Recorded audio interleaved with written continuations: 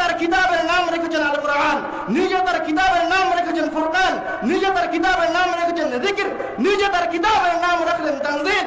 আবার তিনি নিজেই তার কিতাবের সিফাত নির্ধারণ করে দিয়ে বলছেন আল কোরআন হচ্ছে মাজিদ, আল কোরআন হচ্ছে করিম, আল কোরআন হচ্ছে হাদি, আল কোরআন হচ্ছে শাফি।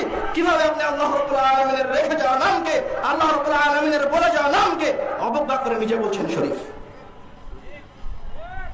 যারা আল কোরআনকে কোরআন শরীফ বলতে চায় তারা তো কোনোদিন কোরআনের মাঝে বিকৃতি নিয়ে আসতে পারবে না, কিন্তু তারা তার নামটাকে বিকৃত করার চেষ্টা করছে। আপনি যেটা বলছেন সেই কথাকে বিকৃত করার চেষ্টা করছে। যে কোনো মূল্যে শরীফ শব্দটাকে কোরআনুল কারীম থেকে সরিয়ে দিতে হবে, মুছে ফেলতে হবে।